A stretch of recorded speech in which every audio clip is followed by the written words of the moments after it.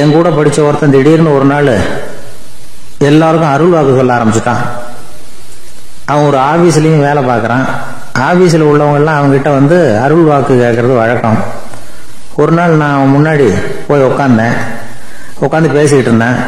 அப்போ அதே ஆபீஸ்ல வேலை பார்க்குற ஒருத்தர் அவங்ககிட்ட வந்து, சுவாமி, என் மேஜையில வச்சிருந்த பேனா திடீர்னு காணாம போட்டுது, அது திரும்ப கிடைக்குமா எனக்கு அப்படின்னு கேட்டார். இவன் கண்ணை உருட்டி பார்த்துட்டு, அது உனக்கு கிடைக்காது, புதுசா வேற ஒன்று வாங்கிக்கப்போ அப்படின்னா. சரின்னு அவர் போயிட்டார். அவர் போனதுக்கு அப்புறம் நான் மெதுவா இவனை பார்த்து, அது எப்படிடா அது உனக்கு கிடைக்காதுன்னு அவ்வளவு உறுதியா அவர்கிட்ட சொன்னேன் அப்படின்னு கேட்டேன். இவன் மெதுவா என் காதுகிட்ட வந்து, அந்த பேனாவை கிளப்புனதே நான் தான் அப்படிங்கிறான். ஒரு ஊர்ல ஒரு பெரியவர் இருந்தார். அவர் ஒரு குரு. அவர் தொடர்ந்து தியான கூட்டங்கள் நடத்துவார். அந்த கூட்டத்துல கலந்துக்கிறதுக்காக பல ஊர்கள்ல இருந்து சீடர்கள் நிறைய பேர் வருவாங்க போவாங்க. ஒரு நாள் அங்க கூட்டம் நடந்துகிட்டு இருக்குது. அந்த சமயத்துல சீடர்கள்ல ஒருத்தன் என்னத்தையும் திருடி விட்டான். மற்ற சீடர்கள் அதை கவனிச்சுட்டாங்க. இவன் ஆப்பிட்டுக்கிட்டான். கூட்டம் முடிஞ்ச பிற்பாடு இவன் திருடின விஷயத்த அந்த பெரியவர்கிட்ட போய் சொன்னாங்களாம். அவர் கவனத்துக்கு கொண்டுகிட்டு போனாங்க. ஆனா அவர் இதை காதலியே போட்டுக்கல, கண்டுக்கவே இல்லை. போய் சொன்ன சீடர்களுக்கெல்லாம் ஏமாத்தமா போயிட்டுது. என்ன இது, இவ்வளவு தூரம் நாம கண்டுபிடிச்சு போய் சொல்றோம், அவரு கண்டுக்கவே மாட்டேங்கிறாரே அப்படின்னு ஒரு மாதிரி ஆயிட்டாங்க. இருந்தாலும் அதை பத்தி ஒண்ணுமே சொல்லிக்கல, பேசாம இருந்துட்டாங்க. கொஞ்ச நாள் ஆச்சு. அதே ஆளு மறுபடியும் ஒரு திருட்டுல மாட்டிக்கிட்டான். சீடர்கள் மறுபடியும் அந்த குரு கிட்ட விஷயத்த சொன்னாங்க. அவர் அப்பவும் வழக்கம் போல சும்மாவே இருந்துட்டார். இவர் இப்படி இருக்கிறத பார்த்ததும் அந்த சீடர்களுக்கு கோபம் வந்துட்டுது. உடனே அந்த சீடர்கள்லாம் ஒன்று கூடி பேசினாங்களாம். எல்லாருமா சேர்ந்து ஒரு விண்ணப்பம் தயார் பண்ணாங்க. அதை குருநாதர்கிட்ட கொண்டுட்டு போய் கொடுத்தாங்க. அந்த விண்ணப்பத்தில் இவங்க என்ன எழுதியிருக்கிறாங்க தெரியுமா? குருநாதர் அவர்களே, உடனே திருடனவன் மீது சட்ட நடவடிக்கை எடுக்கணும். நீங்க அப்படி அவனை இங்கே சேர்க்கக்கூடாது. நீங்க சேர்த்தீங்கன்னா நாங்கள் இங்கே இருக்கிறத பற்றி யோசிக்க ஆரம்பிச்சிருவோம். அவனை வந்து இந்த மடத்தை விட்டே துரத்தி பண்ணணும். நீங்கள் அவனை வெளியில் அனுப்புங்க, இல்லைன்னா நாங்கள் அத்தனை பேரும் வெளியில் போயிடுறோம். இப்படி தான் அந்த விண்ணப்பத்தில் எழுதியிருக்கிறாங்க. குரு அந்த விண்ணப்பத்தை வாங்கி படித்து பார்த்தார். அதுக்கப்புறம் அதை எழுதின அத்தனை பேரையும் கூப்பிட்டாரு. எல்லாரும் இப்படி வாங்கன்னாரு. வந்தாங்க. இப்படி என் எதிரில் உட்காருங்கன்னார். உட்காந்தாங்க. அப்புறம் சொன்னார், இதை பாருப்பா, நீங்கள் எல்லாரும் புத்திசாலிகள். உங்களுக்கு எது நல்லது எது கெட்டதுங்கிறது நல்லா தெரியும். நீங்கள் மேற்கொண்டு ஏதாவது படிக்கணும்னு நினச்சா வேற எங்கே வேணும்னாலும் போகலாம். அதுக்கு நான் தடை சொல்ல மாட்டேன். ஆனால் உங்களால் குற்றம் சாட்டப்பட்ட அவன் இருக்கானே, அவன் எப்படின்னா அவனுக்கு எது நல்லது எது கெட்டதுங்கிறதெல்லாம் தெரியாது. அதனால தான் திருடுறான். நீங்கள் சொல்கிறது மாதிரி அவனை அடித்து துரத்தி போடுறோம்னு வச்சுக்கோங்க, அவனுக்கு எப்படி நல்லது கெட்டது தெரியும்? அவனுக்கு அதை யார் சொல்லி கொடுக்கறது? அதனால் இங்கேயே இருக்கட்டும், அதுதான் சரி. இதுக்காக நீங்கள் எல்லாரும் என்னை விட்டுட்டு போனாலும் சரி, அவனை நான் விரட்ட மாட்டேன் அப்படின்னு விட்டாரான். இவ்வளவையும் திருடனை அந்த சீடன் கேட்டுக்கிட்டே இருந்திருக்கான். அவன் கண்களில் கண்ணீர். அப்படியே எழுந்திரிச்சு வந்தான். குரு காலில் விழுந்தான். அவன் கண்ணீரில் அவனது தீமை கழுவப்பட்டது அப்படிம்பாங்க. அதாவது சீடர்களுக்கு அந்த குருவோட பெருமை அப்பதான் புரிஞ்சுதான். ஒரு நல்ல ஆசிரியர் இருக்காருன்னு வச்சுங்க, நல்லா படிக்கிற பையனுக்கு தான் பாடம் சொல்லி கொடுப்பேன்னா அது என்ன பெரிய விஷயமா? மோசமா படிக்கிறவனையும் மாத்தி காட்டுறேங்கிறது தான் பெருமை. இந்த காலத்து குரு ஒருத்தர் ஒரு ஆசிரமம் வச்சு நடத்திட்டு வந்தார். நிறைய பேர் தினம் வருவாங்க போவாங்க. ஒரு நாள் ஒருத்தன் வந்தான். அந்த குரு முன்னாடி போய் நின்னான். ஐயா, என்ன உங்க சீடனா ஏத்துக்கணும்னா. அந்த குரு நிமிர்ந்து பார்த்தார். உன்னுடைய நோக்கம் என்னன்னு கேட்டார். ஐயா, உங்ககிட்ட கொஞ்ச நாள் இருந்தேன்னா நல்ல பழக்க வழக்கங்களை கத்துக்கலாம், அதுக்கப்புறம் வெளியில போய் ஒரு நல்ல தொழில் தொடங்கி வாழ்க்கையில முன்னுக்கு வரணுங்கிறது தான் என்னோட நோக்கம் அப்படின்னா. நீ சொல்றது சரி, ஆனா உன்னால இங்க நல்ல பழக்க வழக்கங்களை கத்துக்க முடியலன்னு வச்சுக்கோ, அப்ப என்ன பண்ணுவேன் அப்படின்னு கேட்டார் அவர். அப்படி ஆச்சுன்னா என்ன, உங்களை மாதிரியே ஒரு ஆசிரமம் ஆரம்பிச்சு அதுக்கு குருவா இருந்துட்டு போறேன் அப்படின்னு நானும். ஒரு ஆள் இருந்தார். அவரு தன்னை ஒரு குருன்னு சொல்லிக்கிட்டார். மௌன குரு, வாயே திறக்கிறது இல்லை. அவருக்கு 2 சீடர்கள் உண்டு. இவங்க தான் வர்றவங்க கிட்ட பேசுவாங்க, விளக்கம் கொடுப்பாங்க. ஒரு நாள் இந்த சீடர்கள் 2 பேரும் எங்கேயோ வெளியில போயிட்டாங்க. அந்த நேரம் பார்த்து ஒருத்தர் அங்கே வந்தார். குரு கிட்ட போனார். குருவே, புத்தர்னா என்னன்னு கேட்டார். குருவுக்கு ஒன்றும் புரியல. அவர் உண்மையான குருவா இருந்தாவில் புரியும். அவர் திருன்னு முழிக்க ஆரம்பிச்சுட்டார். இந்த நேரம் பார்த்து இந்த சீடர்கள் எங்கேயோ போயிட்டாங்களே, என்ன பண்றது, உதவிக்கு யாராவது கிடைக்க மாட்டாங்களா அப்படின்னு அப்படியே சுத்தி பார்க்கிறார். அங்கங்க பார்க்கிறார். வந்தவர் இதை கவனிச்சார். ஏதோ புரிஞ்சுக்கிட்ட ஒரு மாதிரி அடுத்த கேள்வி கேட்டார். தர்மம்னா என்ன சுவாமின்னார். குருவுக்கு ரொம்ப சங்கடமா போச்சு. நம்ம நிலைமை இப்படி ஆயிட்டுதே, இக்கட்டில் மாட்டிக்கிட்டோமே அப்படின்னு நினைச்சபடியே விட்டத்தை பார்த்தார். அப்புறம் குனிஞ்சு தரையை பார்த்தார். அப்படியே உட்காந்துக்கிட்டார். வந்தவர் உடனே அடுத்த கேள்விக்கு போயிட்டார். தியானம்னா என்ன சுவாமின்னார். பாவம் என்ன பண்ணுவார் அந்த குரு, பேசாம கண்ணை கெட்டியா மூடிக்கிட்டார். இது ஏதடா வம்பா போச்சுன்னு. இவர் இப்படி பண்ணா கூட வந்தவர் சளைக்கல. இன்னொரு கேள்வியும் கேட்டார். ஆசீர்வாதம்னா என்ன அப்படின்னார். இவர் பார்த்தார், இப்படியே போனா இவர் கேள்வி கேட்கறத நிறுத்த மாட்டார் அப்படின்னு நினைச்சுக்கிட்டு எனக்கு ஒண்ணுமே தெரியாதுங்கிற பாவனையில 2 கையையும் விரிச்சு காட்டினார். வந்தவர் முகத்துல மகிழ்ச்சி, மன நிறைவு, ஏதோ எல்லாம் புரிஞ்சுக்கிட்ட ஒரு மாதிரி அங்கிருந்து புறப்பட்டு போனார். வழியில அந்த குருவோட சீடர்கள் 2 பேரையும் சந்திச்சார். உங்க குருவை தான் பார்த்துட்டு வரேன்னார். இவர் என்ன நடந்ததுன்னு கேட்டாங்க. இவர் வரமா சொல்றார், உங்க குரு எவ்வளவு பெரிய ஞானி தெரியுமா? புத்தர்னா என்னன்னு கேட்டேன்.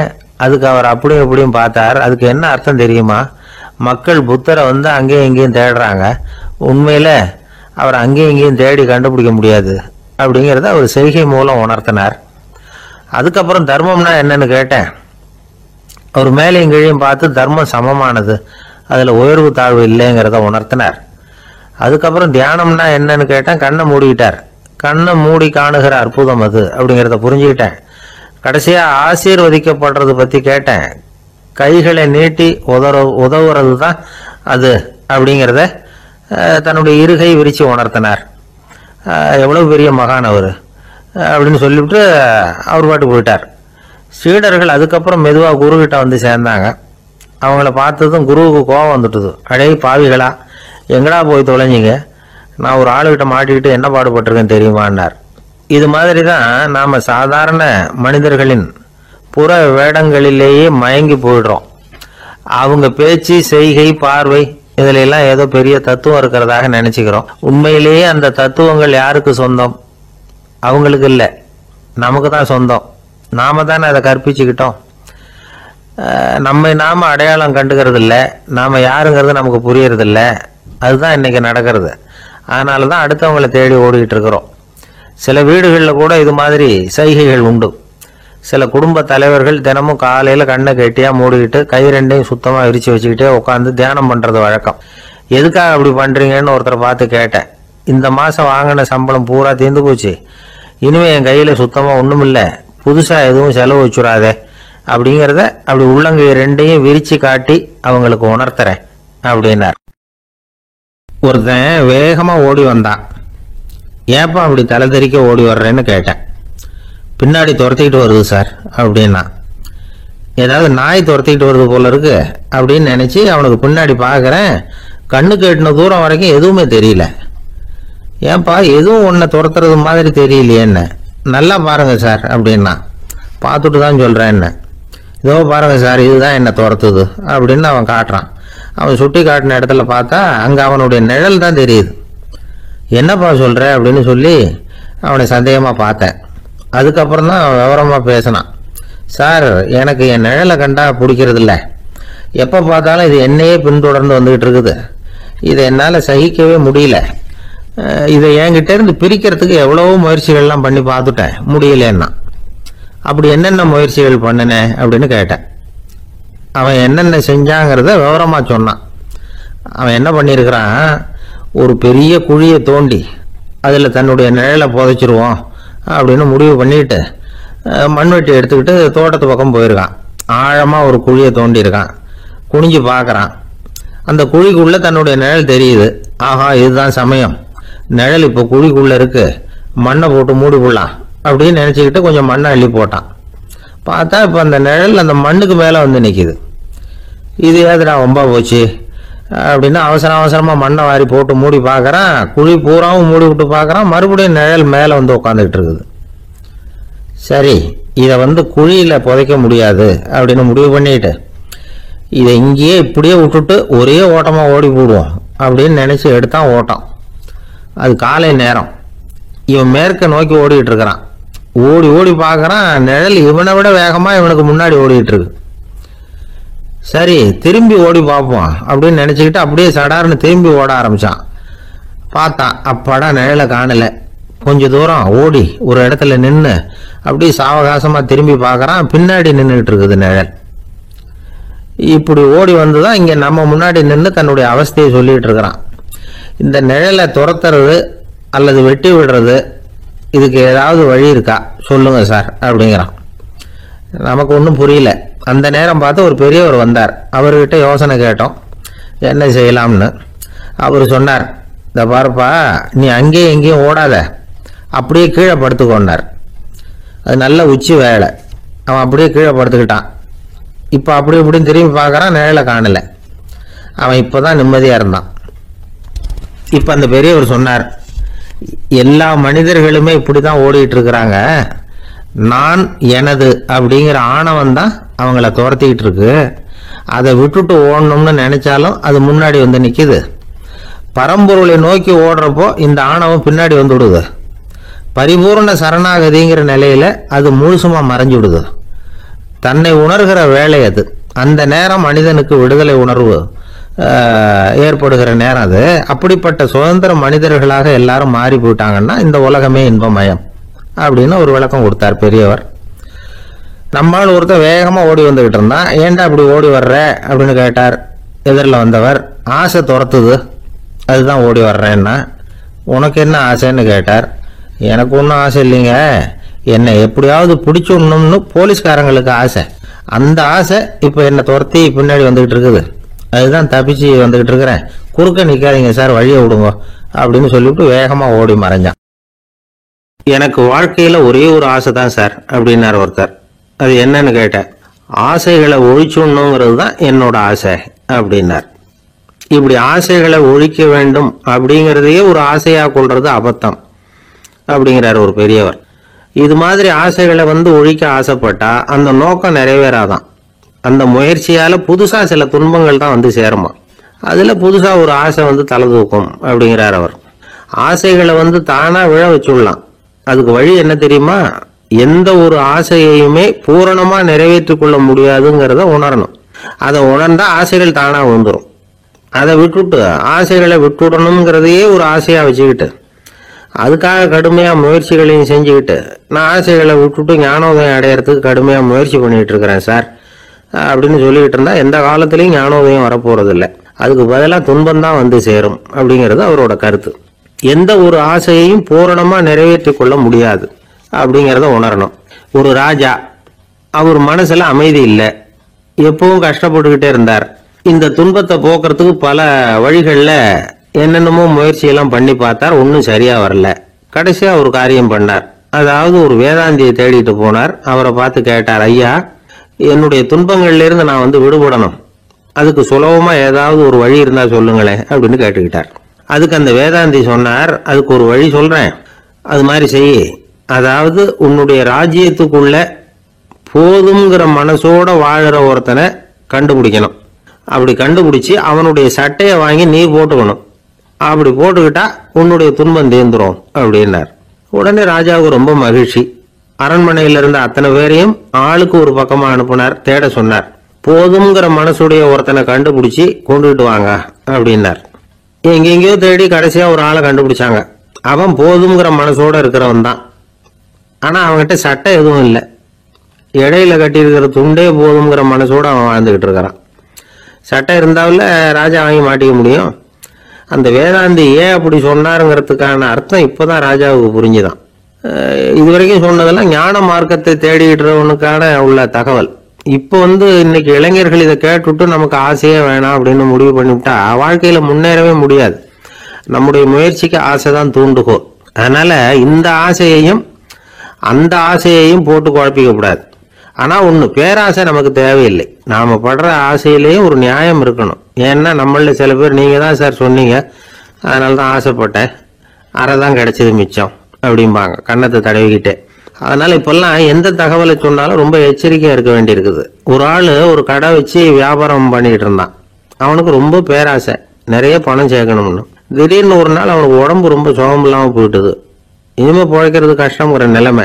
மரணப்படுகையில இருக்கிறான். சொந்தக்காரங்கள்லாம் சுத்தி உட்காந்து இருக்கிறாங்க. இவன் மெதுவா கண்ணை திறந்து பாக்குறான். என் வீட்டுக்காரி எங்கன்னா, இதோ இருக்கேன் அப்படின்னாங்க அந்த அம்மா. பசங்கள்லாம் எங்கேங்கிறான், இதோ பக்கத்துல தான் நின்றுட்டு இருக்கிறோங்கிறாங்க. பொண்ணுங்க எங்கேங்கிறான், எல்லாம் இங்கே தான் இருக்கிறோம் அப்படிங்கிறாங்க. எல்லாம் இங்கே தான் பக்கத்துல தான் இருக்கோம், நீங்க கவலைப்படாதீங்கன்னு சொல்றாங்க எல்லாம். அவன் மெதுவா கஷ்டப்பட்டு வாயை திறந்து, அட பாவீங்களா, எல்லாரும் இங்க இருந்தா அங்க கடையை யாரு கவனிக்கிறது அப்படின்னானா. ஜப்பான்ல உள்ள ஒரு புத்த விகாரை, அங்க ஒரு வயசான பௌத்த குரு தங்கியிருக்கிறார். ஒரு நாள் ராத்திரி கடுமையான குளிர், அவரால் தாங்க முடியல. பார்த்தார், மரத்துல செஞ்ச புத்த சிற்பங்கள் அங்க நிறைய இருந்தது. அதுல ஒன்னை எடுத்து அதுக்கு தீ மூட்டி அந்த நெருப்புல குளிர் காஞ்சிட்டு இருக்கிறார். மர சிற்பம் தீ வச்சதும் படபடன்னு வெடிக்க ஆரம்பிச்சுட்டுது. அந்த சத்தத்தை கேட்டதும் அந்த புத்த விகாரையின் குருக்கள் வெளியில ஓடி வந்தார். இவர் ஆனந்தமா குளிர் காஞ்சிக்கிட்டு இருக்கிறார். அவரால் பொறுத்துக்க முடியல. தெருவில் தெரிஞ்சுக்கிட்டு இருந்த அந்த பெரியவரை இங்க தங்க அனுமதிச்சதே அவரு தான். இவர் இப்படி பண்றாருன்னு நினைச்சுக்கிட்டே அவரை கோபமா பார்த்தார். ஏன் இப்படி கோபமா பாக்குறீங்க, இப்படி வந்து உட்காருங்க அப்படிங்கிறாரு இவர். அவருக்கு இன்னமும் கோபம் வந்துட்டுது. எங்கள் கடவுளை வந்து எரிச்சுட்டீங்களே அப்படின்னு சத்தம் போட்டாராம். அப்படியா அப்படின்னு கேட்டுக்கிட்டே அந்த சாம்பலை கிளறினார் இவர். என்ன செய்யறீங்கன்னு கேட்டிருக்காரு அவர். நான் எலும்புகளை தேடுறேன்னாராம். நீங்க ஒரு பைத்தியம், இது ஒரு மர சிற்பம், இதுல எலும்புகள் கிடையாது அப்படின்னாராம். அவருக்கு கோபம் வந்துட்டுது. உடனே வெளியில போங்கன்னு கத்தியிருக்கார். வெளியில தள்ளி கதவையும் சாத்தி விட்டாராம். மறுநாள் காலையில கதவை திறந்து பார்த்தா அந்த வயசான பெரியவர் ஒரு மயில்கல் மேல சில காட்டு பூக்களை வச்சு புத்தம் சரணம் கச்சாமின்னு சொல்லிக்கிட்டே இருக்கிறார். இவருக்கு சந்தேகமா போட்டுது. கிட்ட போனார். என்ன செஞ்சுக்கிட்டு இருக்கீங்கன்னு கேட்டார். இது என்னுடைய காலை நேர பிரார்த்தனைனாராம். நிஜமாவே நீங்க ஒரு பைத்தியமா தான் இருக்கணும், ஏன்னா அது ஒரு மயில்கல் அப்படின்னாராம். இப்ப அந்த பெரியவர் சொன்னாராம், நீங்க ஒரு மரத்தை புத்தரா நினைக்கும் பொழுது நான் ஏன் ஒரு மயில்கல்ல புத்தரா நினைக்கக்கூடாது? நான் வந்து புத்தரை எரிக்கலாம், ஏன்னா அவரை நான் நேசிக்கிறேன். அந்த சிற்பம் வந்து மரத்தால் ஆனதுங்கிறது எனக்கு தெரியும். நான் ஒரு மயில்கல்ல தொழலாம், ஏன்னா அது எனது பூக்களை தாங்குது. நான் இந்த மயில்கல்லுக்குள்ள மறைஞ்சிருக்கிற புத்தரை பார்க்கிறேன். யாராவது ஒரு சிற்பி இதை சிலையாக்கினாதான் நீங்க புத்தரை பார்க்க முடியும். அன்னைக்கு ரொம்ப குளிரா இருந்தது. நான் எனக்குள்ள இருக்கிற புத்தரையும் பாதுகாக்கணும். உள்ளே இருக்கிற புத்தரை காப்பாத்துறதுக்காக வெளியில உள்ள புத்தரை எரிக்கலாம், அதுல ஒன்றும் தப்பு இல்லை. அது அவருடைய போதனையிலேயே இருக்கு. உனக்குள் ஜோதியாக இரு அப்படிங்கிறது அவருடைய போதனை. என்னுடைய புத்தர் வந்து குளிர்ல நடுங்கிட்டு இருந்தார். அந்த மர சிற்பங்கள் வெயில் மழையில உணர்ச்சி இல்லாம இருந்தது, அதனால அப்படி பண்ணினேன். ஆனா நீங்க என்ன பண்ணீங்க, நான் ஒரு மர புத்தரை எரிச்சதுக்காக உயிருள்ள புத்தரை வெளியில தள்ளி கதவை சாத்தினீங்க அப்படின்னாராம் அந்த பெரியவர். உண்மையான பக்திங்கிறது இதுதான். அதாவது உனக்குள் ஜோதியாக இரு அப்படின்னு புத்தர் சொன்னார் இல்லையா, அது மாதிரி தனக்குள் ஜோதியாக இருக்கிற இந்த காலத்து ஆசாமிகள் நிறைய பேர் உண்டு. எப்பவும் போதையிலேயே இருக்கிறவங்க. ஒரு நாள் நடு ராத்திரி ஒரு மது கடையில ஒரு ஆள் அங்குள்ள சிப்பந்திகள் கிட்ட கேட்டுக்கிட்டு இருக்கிறான். மறுபடியும் இந்த கடை எப்போ திறப்பாங்கன்னு கேட்டானா. நாளைக்கு காலையில 8 மணிக்கு திறப்பாங்க அப்படின்னு ஆனா அங்க இருந்த ஆள். அவன் திருப்பி திருப்பி அதையே கேட்டுக்கிட்டு இருக்கான். இவனுக்கு பதில் சொல்லி சொல்லி அழுத்து போச்சு. அதான் சொல்றேன் ஐயா, நாளைக்கு காலையில வா அப்படின்னாங்களாம். அதுக்கு இவன், நான் வர்றதுக்காக கேட்கலையா, நேத்திக்கு வந்தவன் உள்ளேயே மாட்டிக்கிட்டேன், வெளியில போறதுக்காக கேட்டேன் அப்படின்னானா. ராமகிருஷ்ணர் வாழ்ந்த காலத்துல நடந்த ஒரு நிகழ்ச்சி இது. அப்போ ஒரு ஓவியர் இருந்தாராம். அவருக்கு ஒரு ஆசை, ராமகிருஷ்ணர் படத்தை வரையணும். அதை அவர்கிட்டயே கொண்டுட்டு போய் காட்டி அபிப்பிராயம் கேட்கணும். இதுதான் அந்த ஓவியரின் ஆசை. உடனே ராமகிருஷ்ணர் படத்தை வரைஞ்சி முடிச்சார். அதை எடுத்துக்கிட்டு போனார். இவர் போன சமயம் அங்க ராமகிருஷ்ணர் சீடர்களோட உட்கார்ந்துருக்கிறார். விவேகானந்தர் அங்க இருக்கிறார்.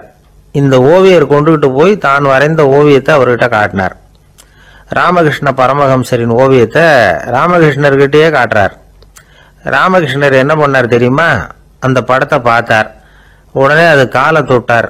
குருதேவருடைய இந்த செயல் சீடர்களுக்கு ரொம்ப வியப்பை உண்டு பண்ணிச்சு. சில பேர் மனசுக்குள்ளேயே ரொம்ப குழம்பி போக ஆரம்பிச்சுட்டாங்க, என்ன இப்படி பண்றாருன்னு.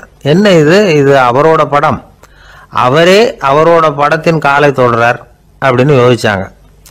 சில பேர் ஒன்றும் புரியாம ஒருத்தர் பார்த்து சிரிச்சுக்கிட்டாங்க. அந்த இடத்துல சீடர்கள் மட்டும் இல்லை, சீடர் அல்லாத பல பேர் இருந்தாங்க. தன்னுடைய காலை தானே தொடர இவருடைய செயல் பற்றி என்ன நினைக்கிறது அப்படின்னு அவங்களும் குழம்பி போய் நிற்கிறாங்க. அந்த படத்தை வரைஞ்சி அவர்கிட்ட காட்டின அந்த ஓவியருக்கும் அதிர்ச்சி.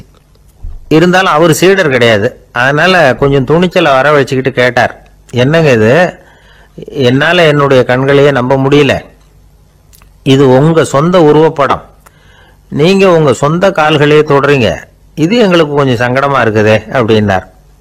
ராமகிருஷ்ணரின் கண்கள்ல ஆனந்த கண்ணீர் வழிஞ்சுதான். அவர் சொன்னாராம், இது என்னோட படம்ங்கிறது எனக்கு தெரியும், ஆனா இது என்னோட படம்ங்கிறதுனால நான் இதோட காலை தொடலை.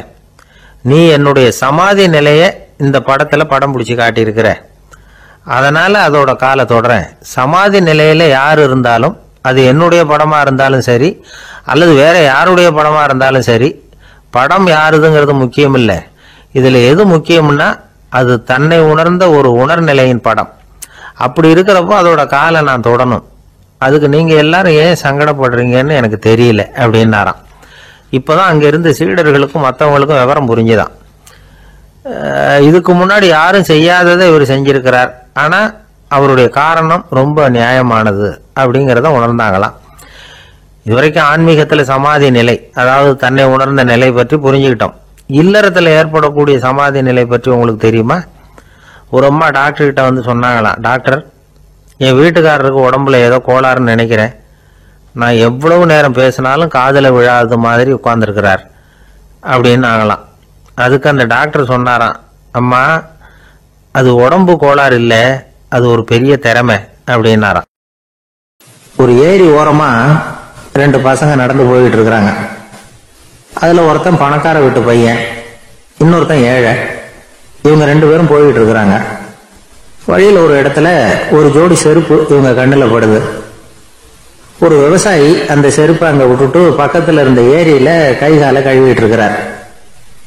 உடனே அந்த பணக்கார பையனுக்கு ஒரு ஐடியா. அவன் சொன்னானா, டேய், இப்போ ஒரு வேடிக்கை செய்யலாம், அந்த செருப்பு 2ஐயும் தூக்கி எட்டத்துல வீசி எரிஞ்சிருவோம். அந்த ஆள் வந்து பார்த்துட்டு செருப்பை தேடி அல்லாடுவான், அங்கேயும் இங்கேயும் ஓடுவான், திருன்னு முழிப்பான். அதை பார்த்து நாம ரசிக்கலாம், நல்ல தமாஷா இருக்கும் அப்படின்னு இருக்கான். இப்படி சொல்லிவிட்டு அந்த செருப்புகளை தூக்கத்துக்கு போனானா. கொஞ்சம் பொறு அப்படின்னானா அந்த ஏழை பையன். ஏன்னு கேட்டிருக்கான் அவன். இப்போ அந்த ஏழை பையன் சொன்னானா, நீ சொல்றது ஒன்றும் வேடிக்கை கிடையாது, உன்னோட செருப்பு தொலைஞ்சா உன் அப்பா உடனே உனக்கு வேற செருப்பு வாங்கி கொடுத்துருவார். ஆனா அந்த ஆளுக்கு இந்த செருப்பு தொலைஞ்சதுன்னா வேற புதுசா வாங்கறதுக்கு வாயையும் வயத்தையும் கட்டி பணத்தை சேர்க்க வேண்டியிருக்கும். அதனால நான் ஒரு வேடிக்கை சொல்றேன், அது மாதிரி செய், அது இன்னமும் தமாஷா இருக்கும் அப்படின்னானா. எப்படி அது சொல்லுன்னு இருக்கான் அவன். செருப்பு 2ம் அது இருக்கிற இடத்துல இருக்கட்டும், உன் சட்ட பையிலிருந்து ஒரே ஒரு ரூபாய் நாணயத்தை எடு, அதை அந்த செருப்பு மேல அதோட குதிகால் பகுதியில வச்சுட்டு நாம 2 பேரும் அந்த மரத்துக்கு பின்னாடி ஓடி போய் மறைஞ்சு நின்னுக்குவோம், அப்புறம் பாரு வேடிக்கைய அப்படின்னா. அதே மாதிரி ரூபாய் காசு செருப்பு மேல வச்சுட்டு இவங்க 2 பேரும் மறைஞ்சு நின்றுகிட்டாங்க. கொஞ்ச நேரத்துல அந்த விவசாயி வந்தார். காலில் உள்ள மண்ணை தட்டிவிட்டு செருப்பை மாட்டுறதுக்காக போனார். அங்கிருந்த காசு கண்ணில் போட்டுவிட்டது. அவருக்கு ஆச்சரியமா போச்சு. அதை கையில் எடுத்து பார்க்கிறார். 4 பக்கமும் திரும்பி திரும்பி பார்க்கிறார், யார் இதை வச்சிருப்பான்னு. கடைசியில் ஆகாயத்தை பார்க்கிறார். ஆண்டவா, இது உன்னோட கருணை தான், நீ தான் யாரோ புண்ணியவான் மனசுல தர்மம் பண்ற எண்ணத்தை உண்டாக்கி இருக்கிற, அந்த புண்ணியவான் நல்லா இருக்கணும் அப்படின்னு வாழ்த்தி அந்த காசை கண்ணில் ஊத்திக்கிட்டாராம். மறைஞ்சிருந்து பார்த்துக்கிட்டு இருந்த ஏழை பையன் இப்படி சொன்னான், பாத்தியா, உன்னை புண்ணியவான்னு வாழ்த்திக்கிட்டு போறார் அந்த ஆள், அவருக்கும் சந்தோஷம், அதை பார்த்து நமக்கும் சந்தோஷம். உனக்கு ரூபாங்கிறது ஒரு பெரிய விஷயம் இல்லை, ஆனா அதனால நமக்கு கிடைச்சிருக்கிற மகிழ்ச்சி ரொம்ப உயர்வானது அப்படின்னு நானும். வேடிக்கையும் கிண்டலும் இது மாதிரி அடுத்தவங்களுக்கு இடைஞ்சலா இல்லாம இருக்கணும் அப்படிங்கிறார் கலைவாணர். ஆனா பாருங்க, அவருக்கே இடைஞ்சலா வர்ற விஷயங்களை கூட அவர் வேடிக்கையா தான் எடுத்துக்கிட்டாராம். ஒரு தடவை ஒருத்தர் கலைவாணர்கிட்ட வந்து, ஐயா, என் குழந்தை செத்து போச்சு அப்படின்னு சொல்லி அழுதாராம். உடனே இவர் அவருக்கு 100 ரூபாய் பணத்தை கொடுத்து, இந்தாங்க அடக்கம் செய்யுங்க அப்படின்னு சொல்லி அனுப்பி வச்சாராம். 1 வருஷம் கழிச்சு மறுபடியும் அதே ஆள் வந்திருக்கார். இவர் மறந்துருப்பாருங்கிற நினைப்புல, அண்ணே என் குழந்தை இறந்து போச்சுண்ணே அப்படின்னாராம். இவர் மறுபடியும் 100 ரூபாய் கொடுத்து ஆறுதல் சொல்லி அனுப்பி வச்சாராம். 7-8 மாசம் கழிச்சு மறுபடியும் அதே ஆள் வந்திருக்கார். அவர் வாயை திறக்கிறதுக்கு முன்னாடியே இவர் 100 ரூபாய் அவர் கையில வச்சு, போன 2 தடவை தான் குழந்தை செத்து போச்சு, இந்த தடவையாவது அதை சாகாம காப்பாத்தி விடு அப்படின்னு சொல்லி அனுப்பி வச்சாராம். அதுக்கப்புறம் அந்த ஆள் வர்றதே இல்லையா. ஒரு ரயில் வேகமா போயிட்டு இருக்கு. அது ஒரு ரயில்வே ஸ்டேஷன்ல கொஞ்ச நேரம் நின்னுது. அப்போ அதுல ஒரு ஆள் ஏறினார். தலையில ஒரு மூட்டையை வச்சிருந்தார். மூட்டையை தலையில சுமந்துகிட்டே உள்ள வந்தாரு. மூட்டையை தலையில சுமந்துகிட்டே ஒரு இடத்துல உட்கார்ந்தார். ரயில் மறுபடியும் புறப்பட்டது. இவர் தன் தலையில இருந்த மூட்டையை கீழே இறக்கி வைக்கணும்ல, வைக்கல, சுமந்துகிட்டே வர்றார். எதிரில் உட்கார்ந்துருந்தவர் கேட்டார், ஏங்க ஏன் இப்படியே உட்கார்ந்து இருக்கிறீங்க தலையில மூட்டையை வச்சுக்கிட்டு, மூட்டையை கீழே இறக்கி வைக்கலாமே அப்படின்னார். வேணாங்க, பாவம், தலையில இருக்கிற மூட்டையை இறக்கி ரயில்ல வச்சா ரயிலுக்கு பாரம் அதிகமா இருக்கும் அப்படின்னாரு அவரு. இப்படி ஒரு ஆளை பார்த்தா நமக்கு சிரிப்பு தான் வரும். ஏன்னா ரயில்ங்கிறது அந்த மூட்டையையும் சேர்த்து சுமந்துக்கிட்டு தான் போகுது. அவன் அந்த மூட்டையை தலையில வச்சிருந்தாலும் ஒண்ணுதான், தரையில வச்சிருந்தாலும் ஒண்ணுதான். அதனால ரயிலுக்கு எந்த மாற்றமும் ஏற்பட போறதில்லை. அதே மாதிரிதான் நம்ம மனமும். இதுவும் ஒரு தேவையில்லாத சுமை, அனாவசியமா சுமந்துகிட்டு இருக்கிறோம். இத கீழே இறக்கி வச்சுட்டா வாழ்க்கை பிரயாணம் சுகமா இருக்கும். ரயில் பிரயாணம் பண்ற அந்த ஆள் மூட்டையை சுமக்கிறான், வாழ்க்கை பிரயாணம் பண்ற நாம மனசை சுமக்கிறோம். இது ரெண்டுக்கும் எந்த வித்தியாசமும் இல்லை. மனசை கீழே இறக்கி வச்சுட்டா பாரம் இல்லாமல் வாழலாம், பறவைகள் மாதிரி பறக்கலாம், குழந்தைகள் மாதிரி கள்ளங்கபடம் இல்லாம வாழலாம். இந்த வெளி உலகத்துல நாம நிலை பெற்று இருக்கணும், வேரூன்றி இருக்கணும். அதே சமயம் நம்முடைய உள்வெளியில ஆன்மீக வாழ்க்கையில பாரம் இல்லாம இருக்கணும். அப்போ பறக்கணும், நதியை போல ஓடணும், மிதக்கணும், பயணம் சுகமா இருக்கும், களைப்பு தெரியாது, கவலை தெரியாது. ஒரு சீடன் போதி தர்மரை நாடி வந்தான். குருவே, நீங்கள் என்ன வெறுமையாக இருக்க சொன்னீங்க, நான் இப்ப மறுபடியும் வெறுமையானவன் ஆகிட்டேன், அதனால இப்ப என்ன செய்ய சொல்றீங்க என்ன அப்படின்னு சொல்லி நின்னான். உடனே அந்த குரு பக்கத்துல இருந்த ஒரு குச்சியை எடுத்து அவன் தலையில அடிச்சு, போய் அந்த வெற்றுத்தன்மையையும் வீசி எறிந்து விட்டு வா அப்படின்னார். நான் இப்போ காலியா இருக்கிறேன்னு ஒருத்தன் சொல்றான்னு வச்சுங்க, அது உண்மை இல்லை. ஏன்னா இன்னமும் அதுல நான்கிற எண்ணம் இருக்குது. எந்த சிந்தனையும் இல்லாம இருக்கிறது கடினம் தான். ஆனாலும் மனிதன் அதுல உள்ள நுட்பத்தை புரிஞ்சுக்கிட்டான்னா இவ்வளவு தூரம் தூக்கி சுமந்துகிட்டு வந்த அந்த மனதின் முட்டாள்தனத்தை அவனே பார்த்துட்டு சிரிப்பான். இதுதான் பெரியவங்க சொல்லி இருக்கிற ஆலோசனை. நம்மால் ஒருத்தன் தலையில ஒரு பெரிய மூங்கில் கூடையோட ரயில்ல உட்கார்ந்தான். கூடை தலையில இருந்தது, கீழே இறக்கி வைக்கல. எதிரில் இருந்தவர் கேட்டார், ஏங்க எதுக்காக அதை அனாவசியமா சுமந்துகிட்டே இருக்கீங்க, கீழே இறக்கி வைங்களேன்னார். இல்லைங்க, நான் வீட்டை விட்டு புறப்படும் போதே என் பையன் சொல்லிவிட்டான், கூடைய தலையை விட்டு இறக்கக்கூடாதுன்னு அப்படின்னார். அவன் சின்ன பையன், விவரம் இல்லாம சொல்லியிருப்பான். இப்ப என்ன நேரில் வந்தா பாத்துக்கிட்டு இருக்கிறான், நீங்க இறக்கி வைங்கன்னார் அவர். அவன் நேரில் பாத்துக்கிட்டு இல்ல, இருந்தாலும் நான் இந்த கூடையை கீழே இறக்கி வச்சா அது அவனுக்கு தெரிஞ்சிடும் அப்படின்னாரு இவர். அது எப்படின்னாரு அவர். அவன் தனக்கு டிக்கெட் வாங்க வேணாம்னு சொல்லி இப்ப இந்த கூடைக்குள்ளதான் உட்கார்ந்துருக்கிறான் அப்படின்னார் இவர். எனக்கு தெரிஞ்ச ஒருத்தர் இருக்கார். அவரு ஒரு பெரிய காவல்துறை அதிகாரி, ரொம்ப கண்டிப்பானவர். அவரை கண்டாவே எல்லாரும் பயப்படுவாங்க. அப்படிப்பட்டவர் வீட்டுக்கு போனா அப்படியே அடியோட மாறிடுவார். அங்க போய் பாத்தீங்கன்னா குழந்தைகளோட குழந்தையா அவர் விளையாடிட்டு இருப்பார். அலுவலக சமயத்துல பாத்தீங்கன்னா குதிரை முதுகுல அவர் உட்கார்ந்துருப்பார். வீட்டுல பாத்தீங்கன்னா அவரு முதுகுல குழந்தை உட்கார்ந்துருக்கும். அவரு குதிரை மாதிரி போயிட்டு இருப்பார். இது எப்படிங்க முடியுது உங்களால அப்படின்னு கேட்டாங்க. அது ஒண்ணுமில்ல, இங்க வீட்டுக்கு வந்த உடனே என்னோட மனசை தனியா எடுத்து வச்சிருவேன் அப்படின்னார். அது என்னங்க உங்க சட்டப்பயிலியா இருக்குது மனசு, அது தனியா எடுத்து வைக்கிறதுக்கு அப்படின்னு கேட்டாங்க. அப்படி இல்லைங்க, இது ஒரு பயிற்சி, மனப்பயிற்சி, அவ்வளவுதான் அப்படின்னார். இப்படி சமயம் பார்த்து மனசை தனியா வச்சுட தெரிஞ்சவங்க வாழ்க்கையில எப்பவும் உற்சாகமா இருப்பாங்க அப்படிங்கிறது பெரியவங்க கருத்து. ஒரு டாக்டர் ஆஸ்பத்திரியில் இருக்கிற வரைக்கும் டாக்டரா இருக்கலாம். அவர் மனைவிட்டையும் அவர் டாக்டரா இருக்க வேண்டிய அவசியம் இல்லை. ஒரு வக்கீல் கோர்ட்ல இருக்கிற வரைக்கும் வக்கீலா இருக்கலாம். வீட்டுக்கு வந்ததுக்கு அப்புறமும் வக்கீலா இருக்க வேண்டிய அவசியம் கிடையாது. வீட்டுல குழந்தைகள் கிட்ட விளையாடும் போதும் அதுகள் கிட்ட ஃபீஸ் கேட்டுக்கிட்டு இருக்க கூடாது. நாம எப்படி இருக்கணும்னு பெரியவங்க சொல்றாங்கன்னா, மனசோட சேரக்கூடாதான். அப்படி சேராம வாழ்க்கையை கவனிக்கணுமா. மனசை அப்படியே தனியா எடுத்து பக்கத்துல வச்சுடணும். அப்படின்னா அது அப்படியே தூக்கி எறிஞ்சுடு அப்படின்னு அர்த்தம் இல்லை. ஏன்னா மனசுங்கிறது நமக்கு உபயோகப்படக்கூடிய ஒண்ணுதான். எப்ப எப்போ அது தேவையோ அப்பப்போ எடுத்து உபயோகப்படுத்திக்கணும். தேவைப்படுறப்போ எடுத்து கண்ணாடியை மாட்டிக்கிறோம்ல, படிக்கும் பொழுது கண்ணாடி தேவைப்படுது, எடுத்து மாட்டிக்கிறோம் இல்லையா? அது மாதிரி கணக்கு போடுறதுக்கு மனசு தேவை.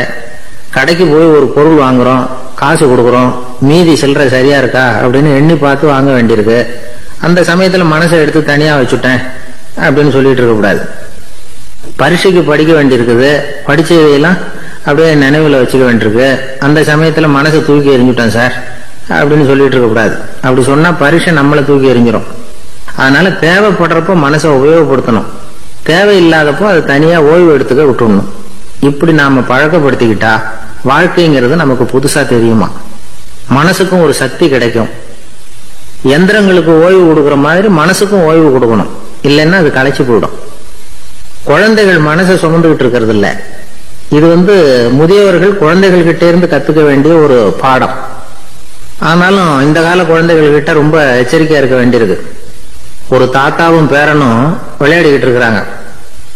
தாத்தா, எனக்கு சைக்கிள் ஓட்ட கத்து கொடு அப்படிங்கிறான் பேரன். சைக்கிள் உயரம் கூட இல்ல, அதுக்குள்ள சைக்கிள் ஓட்டணுமா அப்படின்னாரு தாத்தா. ஏன் தாத்தா, ரயில் ஓட்டுறாரு, அவர் என்ன ரயில் நீளமா இருக்கார் அப்படின்னு கேட்டானா அந்த பையன். ஒரு பெரிய நினைவு மண்டபம், அதுக்கு முன்னாடி ஒரு அப்பாவும் பிள்ளையும் நின்றுகிட்டு இருக்கிறாங்க. அந்த வழியா போறவங்க வர்றவங்க எல்லாம் அந்த இடத்துல நின்று அது என்ன மண்டபம் அப்படின்னு விசாரிக்க ஆரம்பிச்சாங்க. அந்த அப்பாவும் பிள்ளையும் தான் வர்றவங்களுக்கெல்லாம் விவரம் சொல்லிட்டு இருக்கிறாங்க. அதாவது இந்த இடத்துல ஒரு பெரிய மகான் சமாதி ஆயிருக்கார், அவர் சமாதியான இடத்துல இந்த நினைவு மண்டபத்தை கட்டியிருக்கிறோம் அப்படின்னாங்க. ஊரு பூரா இந்த செய்தி பரவிச்சு. நிறைய பேர் அந்த இடத்தை தேடி வர ஆரம்பிச்சாங்க. இங்க கொஞ்ச நேரம் உட்காந்துட்டு போனா மனசுக்கு ஒரு நிம்மதி கிடைக்குது அப்படின்னாங்க. அங்க இருந்த உண்டியல்ல நிறைய காசு போட்டுட்டு போறாங்க. பணம் கிடுகிடுன்னு நிறைய சேர ஆரம்பிச்சுட்டுது. பணம் நிறைய சேர்ந்த உடனே அந்த அப்பாவுக்கும் பிள்ளைக்கும் தகராறு வந்துட்டுது. பணம் சேர்ந்தாலே சொத்து தகராறு வரத்தானே செய்யும், அது மாதிரி வந்துட்டுது. பையன் அடிக்கடி நிறைய பணம் கேட்க ஆரம்பிச்சான். அப்பா பார்த்தார், யோசனை பண்ணார், ஒரு முடிவுக்கு வந்தார். ஒரு நாள் பையனை கூப்பிட்டார். இதை பாருப்பா, நமக்குள்ள தகராறு வேணாம். அப்பாவும் பிள்ளையும் இப்படி சண்டை போட்டுக்கிட்டா பாக்குறவங்க தப்பா நினைப்பாங்க. அதனால நமக்குள்ள சமரசமா இதை தீர்த்துக்குவோம், என்ன சொல்ற அப்படின்னார் அப்பா. சரி நான் பையன். உடனே அந்த அப்பா என்ன பண்ணார் தெரியுமா? மகன் கிட்ட கொஞ்சம் பணத்தை கொடுத்தார், தன்கிட்ட இருந்த ஒரு கழுதையையும் கொடுத்தார். இதை வச்சு நீ பொழைச்சிக்கோ அப்படின்னு சொல்லி அனுப்பி வச்சுட்டார். மகன் அந்த கழுதையை இழுத்துக்கிட்டு அடுத்த ஊருக்கு போனான். வழியிலேயே அந்த கழுதை செத்து போச்சு. உடனே என்ன பண்ணலாம்னு யோசனை பண்ணான். ஒரு ஐடியா வந்தது. அந்த கழுதைய ஒரு சாலை ஓரமா புதைச்சான். கையில் இருந்த பணத்தை வச்சு அந்த இடத்துல ஒரு கல் மண்டபம் கட்டினான். அந்த வழியா 2 பேர் வந்தாங்க. இது என்ன மண்டபம்னு விசாரிச்சாங்க. இந்த இடத்துல ஒரு பெரிய மகான் சமாதி ஆயிருக்கிறார் அப்படின்னா. இந்த செய்தி ஊர் பூரா பரவ ஆரம்பிச்சுட்டுது. நிறைய பேர் வந்து போக ஆரம்பிச்சாங்க. இங்க வந்தா மனசுக்கு ஒரு பெரிய நிம்மதி கிடைக்குது அப்படின்னு வேற சொல்ல ஆரம்பிச்சாங்க. வர வர கூட்டம் அதிகமா வர ஆரம்பிச்சுட்டுது. உண்டியல்ல பணம் நிறைய சேர்ந்துட்டுது. நகையெல்லாம் கூட கழட்டி காணிக்கையா போட ஆரம்பிச்சுட்டாங்க. அப்பாவை விட மகன் பெரிய ஆளாயிட்டான். இதை கேள்விப்பட்டார் அப்பா. பையனை பார்த்துட்டு வரலாம்னு ஒரு நாள் புறப்பட்டு வந்தார். பையன் ஓஹோன்னு இருக்கிறான். பங்களா, காரு எல்லாம் வந்துட்டுது. எப்படிடா இந்த அளவுக்கு ஆனே அப்படின்னு விசாரிச்சார். அப்பா, எல்லாம் உங்க ஆசீர்வாதம் தான். நீங்க கொடுத்த மூலதனத்தை வச்சுதான் இவ்வளவும் சம்பாதிச்சேன் அப்படின்னு நான் பையன். அது எப்படிடான்னு விசாரிச்சார். அப்பா, நீங்க ஒரு கழுதை குட்டியும் கொஞ்சம் பணமும் என்கிட்ட கொடுத்து அனுப்பி வச்சிங்க. அதை எடுத்துக்கிட்டு வந்தேன். வர்ற வழியில அந்த கழுதை செத்து போச்சு. உடனே யோசனை பண்ணேன், அந்த கழுதையை இந்த இடத்துல புதைச்சேன். கையில் இருந்த பணத்தை வச்சு மண்டபம் கட்டினேன். மகான் ஒருத்தர் சமாதி ஆயிருக்கார் அப்படின்னு வதந்தியை கிளப்பி விட்டேன். ஜனங்கள்லாம் ஏமாந்து போய் காசை கொண்டாந்து போட ஆரம்பிச்சிட்டாங்க. நான் பொழைச்சிக்கிட்டு இருக்கிறேன் அப்படின்னா. இப்பதான்டா நீ என் புள்ள அப்படின்னு சொல்லி சந்தோஷப்பட்டாரான் அந்த அப்பா. ஏன் அப்படி சொல்றீங்கன்னு கேட்டிருக்கான் பையன். கழுத குட்டியை புதைச்சி மண்டபம் கட்டி இருக்கிற நீ, ஏற்கனவே நம்ம ஊர்ல நாம கட்டி இருக்கிறோமே மண்டபம், அது இந்த கழுதையோட அம்மாவை புதைச்ச இடம். மகான் சமாதி ஆயிருக்காருன்னு நானும் சும்மா கப்சாதான் விட்டுக்கிட்டு இருக்கேன் அப்படின்னாரான் அப்பா. முட்டாள் ஜனங்களை நினைச்சு அந்த 2 பேரும் சத்தம் போட்டு சிரிச்சாங்களாம். மனுஷனை மனுஷன் ஏமாத்துறது ரொம்ப சுலபம்.